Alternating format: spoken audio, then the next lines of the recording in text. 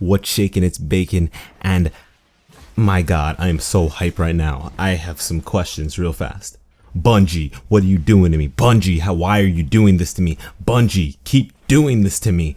Oh my god, we just got the Reef teaser trailer, and so much, but yet so little, but alright, we gotta get into this. Now in this video, I'm gonna be breaking down everything that I saw and everything that sparked my interest and I think is gonna be important to know for today, because tomorrow we get even more in-depth knowledge. But right now, let's break down what we have. Now first up, we have 3 new ships that are approaching the Reef, and these ships are different in their color, one being red, one being blue, one being yellow, and they have slightly different designs if you notice, like say the wings and the exhaust, just little slight details that separate them apart like all the other ships that we've come accustomed to. Then we get a look, we get to see the Reef, and it's announced that it's a social space, as we probably all knew if you are a dedicated Destiny fan and you've been keeping up with the news and, you know, watching my videos and such. But yeah, this thing looks so musty. It's just eerie, all that purple and these shadows, so much shadows in this. Because in the next shot, it's just pure darkness around the characters. We can't see any real details, but there's a lot to see in this particular shot. First up, we have a hunter character that is walking past 2 characters, and the hunter has a new cloak on. If you can notice, if you look real close, you can see that's a new cloak. And then before the hunter is a Titan with like a question mark thing on his head. Kind of reminds me of Unknown. And I'm not going to focus on their weapons too much just because we can't really make them out. We don't know if they're just some rare weapons that are legendary. What can we even assess from that? But something about the weapon is that one of the characters in front of the hunter seems to be a robot, like we have in the tower. And this robot is actually wielding a weapon, a gun. So you can tell that the situation here is way more serious than in the tower. Even the robots have to be equipped. They don't have brooms. They have auto rifles apparently. And real fast in the background, do you see that ship? Do you see that ship?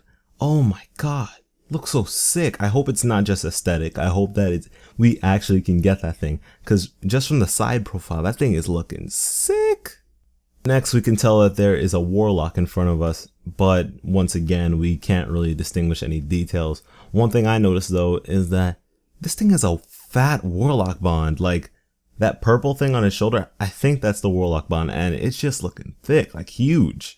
It's kind of bulky. I think that's pretty cool, because most times Warlock bonds aren't very noticeable, and I would prefer the class items to be noticeable. Like the Titans, I noticed that. With the Hunters, I mean, I definitely noticed that. But with the Warlocks, it's kind of meh. And this part had me bouncing. Oh my gosh, this fallen leader looking like, and he has a staff in his hand, and I was so hyped to see this. The Fallen are still in the Reef. There are some Fallen that remain in the Reef. And this guy just looks swagged out. He looks so distinguished with his fur and everything. He just embodies the Fallen. From just back shot, I'm feeling all these things. Here's another shot at the Reef, and we're looking at it from a different direction. So we can actually see that there is a Queen's Wrath symbol way far in the back, but there's actually a light kind of captivating it. So I was able to distinguish that. There's a lot of players here. I'm wondering just how many players can fit into this social space. Is it going to be the same as the tower? That's my question. I was going to try and count up the amount of guardians I can spot in the tower, and from what I see, it looks like 7, because I didn't factor in the ones that I definitely knew were AI or non-playable characters. And yeah, I can't really tell in this one.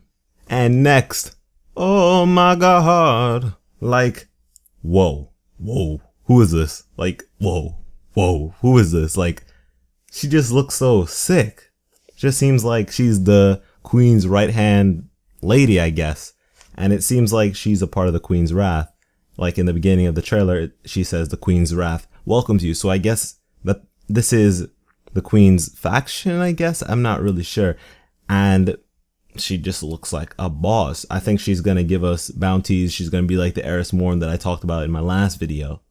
And I'm excited. And here we have another shot at this fallen, I'll call him the fallen elder, because he just seems so wise and like he's kind of hunched over like a Master Roshi, just so cool, like a turtle hermit. And I'm gonna say that the reason that he's still in the Reef is that fallen mentality, that wolf's pride, staying with your pack. I think that we're gonna be dealing with some fallen who defected, like the young ones, not as wise, don't know their place apparently. So this old guy, he stuck with it. He knew what he was doing.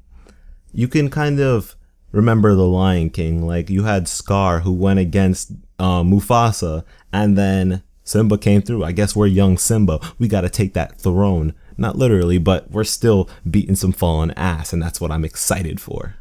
And woo! Fire, fire, fire! Bacon likes, oh my gosh. Look at this guy. Look at this guy. Like, Master Rahul, take notes. This better not be no Cryptarch. I know it's not a Cryptarch. This guy is a faction leader. I'm pinning it right now. That guy is a faction leader. And he just looks so sick. We don't even get to see his face. That's how beast he is. He doesn't need a face shot in this teaser trailer. He's teasing you even more. Like, I'm hoping that this is a faction I can actually get into. I hope that they have a vibe, like a objective that matches me and my character, because the other faction, I only joined them for the shaders. I only joined them for what they can offer me in terms of gear and such. This guy, I hope that I can actually align with your cause. And here we go. You guys can laugh at me from the last video. Bouncy Tracker is back, and he's the real Bouncy Tracker. I guess they have their own. I was wrong. But you know what? I don't even care because I'm a hype.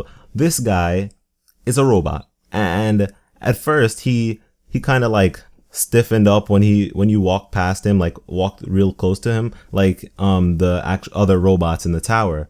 And now this one, I'm feeling a different vibe from him because he has his own area. He seems to be alone in this little corner. So why would they just place a random robot there?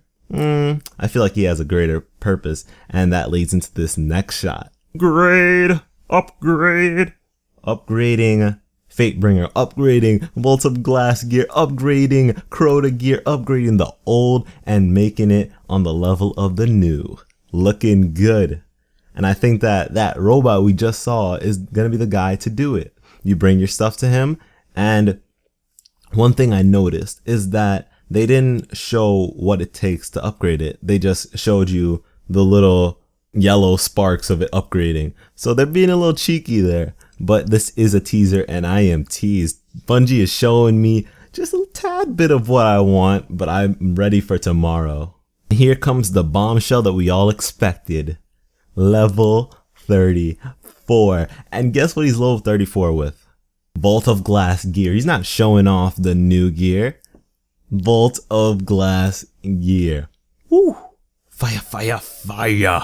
I think that to upgrade this gear is going to be pretty hard, because when you think about it, why can't I just go into Bolt of Glass and get that gear instead of going to new links to get new gear? You know, unless the President of Elders doesn't give us like that good of gear. But what's the point of it if they don't?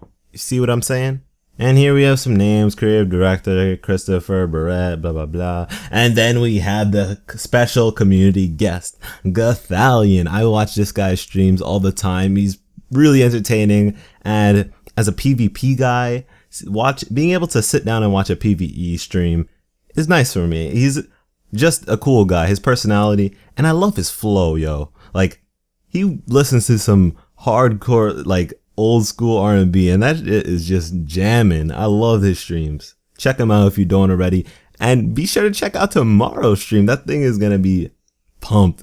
And here we have another shot of the Reef, and another shot at Scar. Wait, she doesn't even have a name. What do I mean? And then it's all wrapped up with the day and time for the Twitch stream, which I was waiting on. I really wanted to know time because I had a sub ask when it's gonna be in his time zone. So I kind of have that little conversion.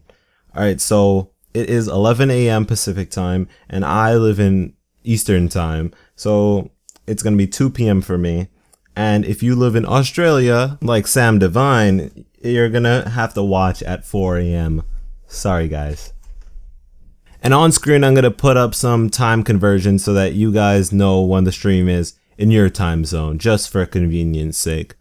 Thanks for watching. I hope you enjoyed. I hope you're just as hype as I am for tomorrow and for what we got today. So like, subscribe, all that jazz, and I'll catch you guys tomorrow.